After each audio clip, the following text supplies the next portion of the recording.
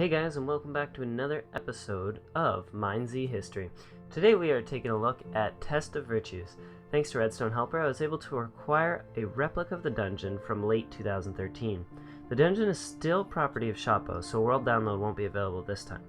But, as most of you may remember, this dungeon was built by Magiku and added on the map as of August 1st, 2013. The entrance of Test of Virtues was located southeast of where Desert Canyon Sanctuary is right now. However, as discovered by Noka in June 2014, the location of the actual dungeon was underground, kind of east of Huntsgrove, as you can see on the map. So as the name suggests, this dungeon was meant to test the many virtues that a player should have in order to be worthy of obtaining the loot at the end of the trials. So these included endurance, dexterity, strength, intelligence, and spirit. Some of you may remember that each trial had two paths to choose from, a light and a dark trial. The dark one usually required 2 sacrifices to make the test easier on the people who were still left in the party. There was very little recorded from this dungeon, especially from the dark path, so the only things we have to see are from Secta O and from Nymph's Quest, who did record the entire light side and actually completed the dungeon a couple times. Here is a quick rundown of the dungeon and all the different trials, including the dark side. So first of all, we had trial number 1, which was Path of Purity or Path of Corruption. Path of Purity was basically saying that the player had to cleanse himself by wading through the lava and get to the other side. Now, by sacrificing 2 people, the rest of the team could go through a maze which was timed, and the walls of this maze were made of lava. For the light side, a few strategies were quickly developed. You basically had grappling method, which was when horizontal grappling still worked, and you would just try and use them as quickly as possible and get through, splash yourself, etc. And also, before this got patched, you were able to place cakes along the floor, as you can see right here. The moment that horizontal grappling was removed, this dungeon became very difficult just because of this one area. So trial 2 was the Path of Ascension or Sinking, basically a parkour to the top of the room, and you got to push a button. 2 sacrifices were required to make this room easier, and I was really surprised as to what happens when you sacrifice. So after looking at the redstone a little bit, when the sacrifices were made, water would actually come out through the sides and would flood the entire room, completely covering the floor in water, and you wouldn't have any fall damage when you hit the ground. So I think this is one of the most beneficial rooms to sacrifice the 2 players, but still, it's 2 players. Third room, we had Trial of Strength, and it was a pretty interesting concept.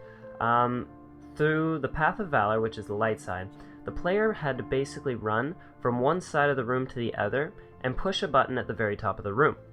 Now, by doing this, he would activate a whole bunch of tripwires and dispensers, which would completely snowball the room and would totally result in hundreds and hundreds of zombies at the same time. So if you weren't geared properly, you would die really quickly. The other side was a lot easier, but of course required 2 sacrifices. So it's the same idea, you get to the other side of the room and push the button, but I believe what would happen is that on this symbol here, lava would just fall from the ceiling and probably fill the room a little bit, but nothing too difficult compared to the other side. Now, this is one of the rooms that is most renowned, or makes this dungeon most renowned. It's the Trial of Intelligence. So this is where the player would have a choice between comprehension or compromise. Now, the puzzle didn't honestly make any sense, and basically what you had to do is you had to pick the correct cake.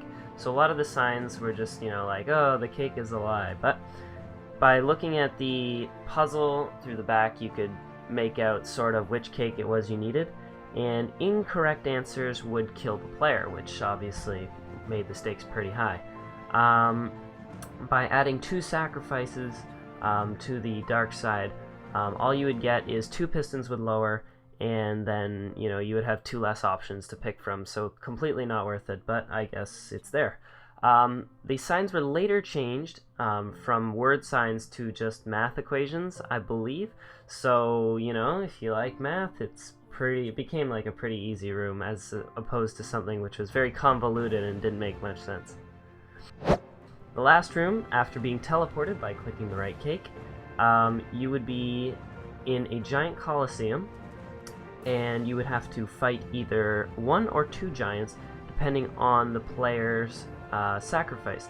I don't know how many players would be sacrificed, because the button was a command sign, so there was no actual redstone behind it. So I don't know how many players would have been sacrificed in this room had anybody recorded clicking the dark side, but nonetheless, you get to fight those giants. Other than that, a couple changes have been made in this dungeon over the past, or during its lifespan. Originally, which is when most of the recordings were actually taken on YouTube, the first trial had only 2 lava pools and 1 water pool in the middle, which made it a lot easier. And the maze on that front one would actually had no timer before, but then they changed it so that there was a timer in the maze, so that you would actually have a limited amount of time to get from the start to finish, even after sacrificing 2 people.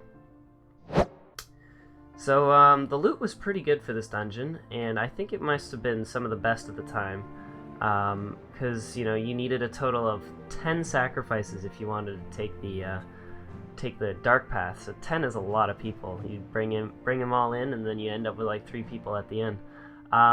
You got a total of 8 military epic chests, as well as a Rocksteady, which was added on when they updated everything. And the Rocksteady, as we know, does slowness 3 and resistance 3 for 4 seconds to anybody it hits. Other than that, Test of Virtues was removed in May of 2014, May 18th to be exact, and when Magica was asked why it was going to be removed, he basically said that the building was terrible and plain and ugly, considering MineZ standards. I always felt abusive having a build in the map despite being terrible at placing blocks.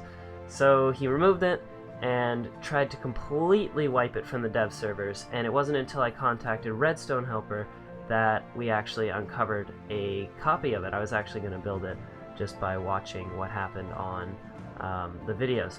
But I think that's it. If you want to see a couple screenshots from people back in the day doing the dungeon, I have some of those. I'll leave those in the comment section below. Other than that, guys, I hope you enjoyed this video.